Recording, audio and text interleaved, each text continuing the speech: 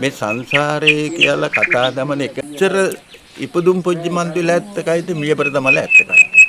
එතකොට සමහර වෙලාවට ඔය ඇත්ත මේ ඇත්තන්නේ ඥාති වෙන්න පුළුවන්.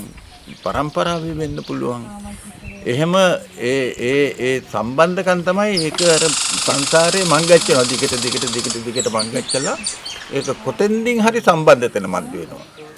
හැබැයි ඒක මොන එකෙක්වත් හිටලාන්න කොදොයි. දැන් මේ දඹාන මන්තු කරගත්තම දඹානට 10-12 සැරේ මංගච්චපු මිනික් ගජ්ජු වෙදිනවා. මේ ඇත්තන් වෙයි රුකුලට මන්දු වෙයි. ඉතින් වෙලාවකට මේ ඇත්තෝ කල්පනා පුජ්‍ය මන්තු කරනවා 10-12 වතාවක් දඹානට මේ ඇත්තන්නේ පැල්පුජ්ජට මංගච්චලා මේ ඇත්තන් වෙයි රුකුලට මන්දු වෙන්න මොන එකද හේතුව?